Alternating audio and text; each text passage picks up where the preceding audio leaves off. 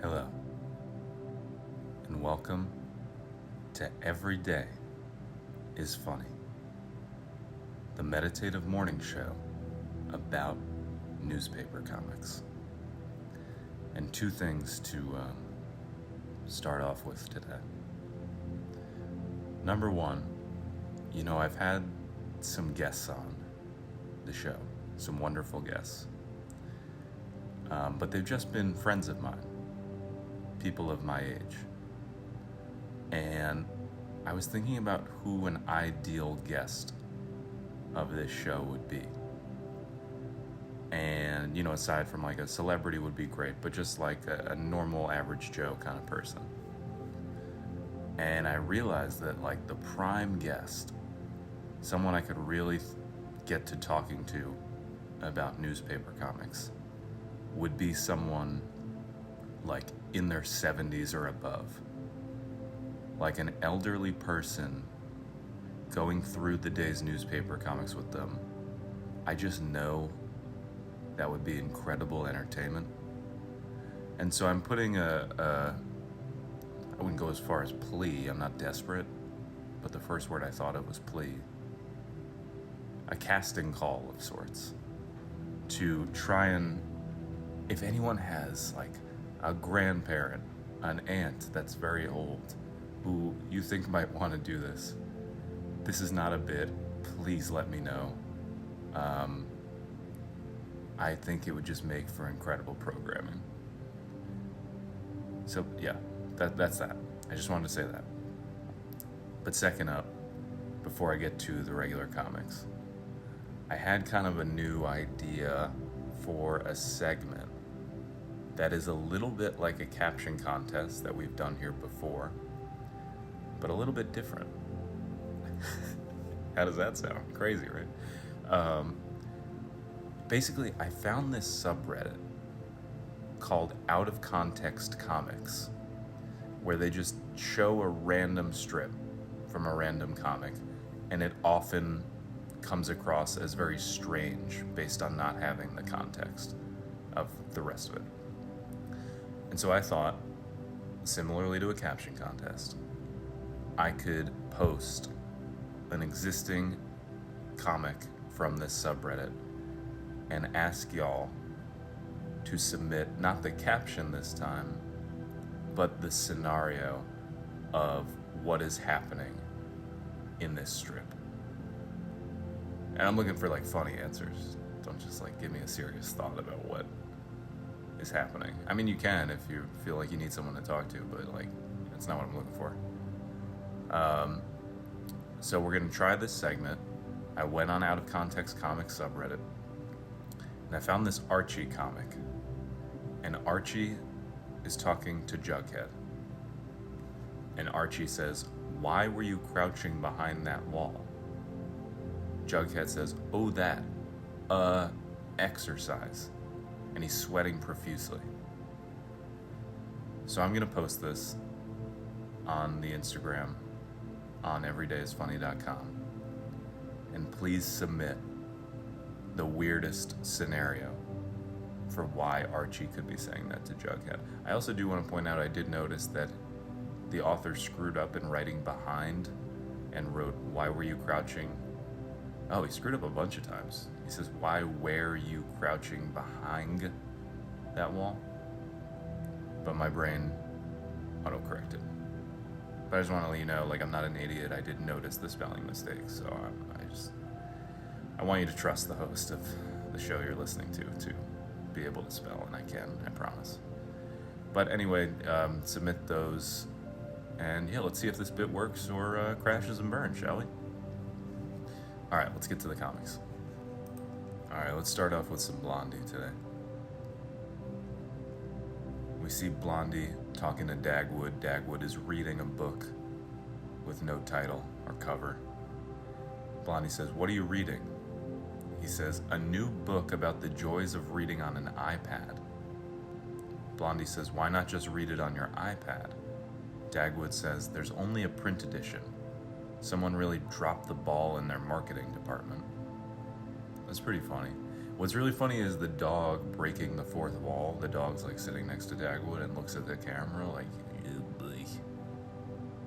I am living in a cartoon world." And someone really would have to like that is the biggest ball drop I've ever seen. That costs nothing to just put the book on the online marketplace. And they went to the trouble of bookbinding, like marketing. I don't think that marketing department as well. I would think maybe it was a planned thing, an ironic book release, perhaps. Maybe Dagwood's not intelligent to know this was an ironic book.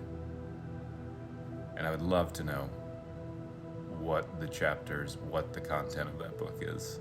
The joys of reading on an iPad. Does Blondie ever think she's made a horrible mistake? It's just not a... Come on. I get this is cartoons and it's supposed to be funny, but like, what does Blondie see in Dagwood? He's not a looker. He's not intelligent. Is he sweet? Is he funny or something?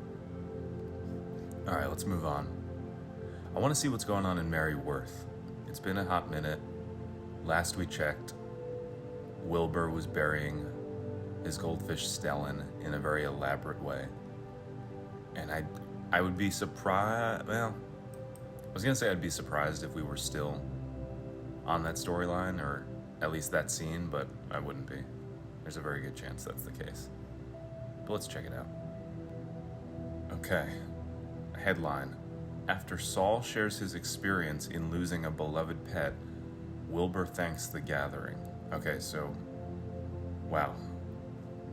This is sad stuff. We are witnessing a pretty elaborate funeral for a goldfish that all of Wilbur's friends have joined him for. And they all dressed up. I'll save my comments for after. But anyway, Wilbur says, "Thanks everyone for coming today. I feel supported and loved, and thanks to Mary for arranging this." Mary says, "I'd like to say a few words as well. I'm grateful to those who are here today for Wilbur. We're connected by love and friendship. We're all in this together." Oh, man. I really thought when Mary said, "I'd like to say a few words as well," it was gonna go like, "This is sad. Wilbur, go outside. You gathered your friends here to mourn your goldfish. They're doing this not because they had any tie to the goldfish or they cared for it whatsoever. Everyone is worried that you're on your last leg." So I thought she was gonna say. Jesus Christ. I mean, I get that they're doing this in the hopes that it'll help him just move on, and the bigger problem here is that he was dumped by a woman. The goldfish is kind of a side thing that he's diverting his sadness to. Or maybe he really loved the goldfish. Maybe I missed years of plot lines where they would hang out, watch TV together, smoke a bowl. I don't know what he did with the goldfish, but this would have made more sense to me if it was like a cat or dog. There's something about a serious comic strip trying to tackle an adult man's loss of his goldfish by setting up an elaborate funeral that just isn't sitting right in my head. Something feels like some wires are crossed, you know what I mean? But maybe this will be his bounce back moment.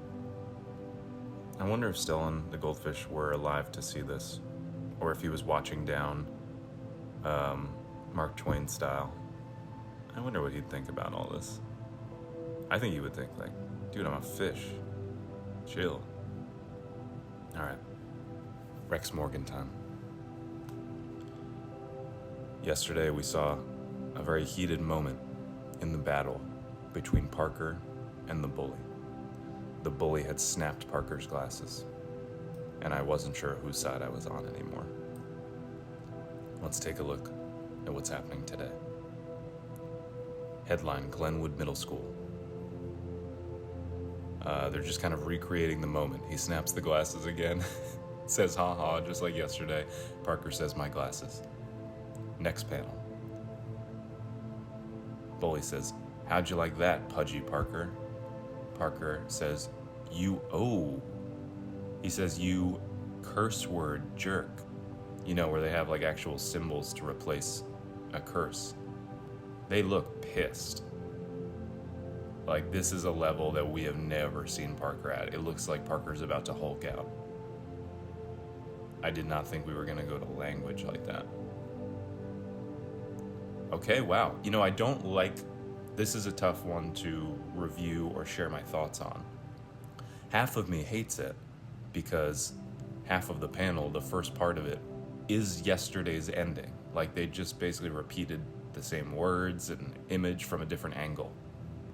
But half of me loves it because this is an anger and a fire in Parker, the likes of which we have never seen. And it leads me to believe that Parker tomorrow, unless they do more building up of the incident, I think Parker might throw a punch tomorrow.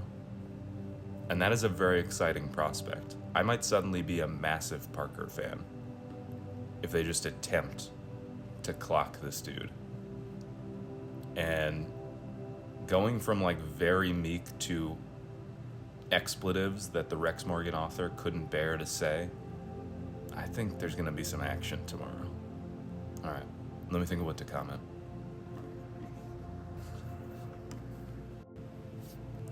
All right, I'm going to comment something based off the fact of Parker's heavy squint after their glasses are taken off in that second panel. I'm going to say Parker is hoping the power of their squint is enough to defeat the bully. It isn't, and Parker fears they must resort to punches. I'm really sent. I'm really interested if this actually takes on a course of action. That would be really astounding, because we've been simmering in this moment for, it feels like at least a month. And just the idea of anything happening seems implausible. So let's see. I would be amazed if a punch is thrown tomorrow. But time to wind down for this Monday, June 24th. Go check out that Out of Context comic. Have a great rest of your day. And remember, every day is funny.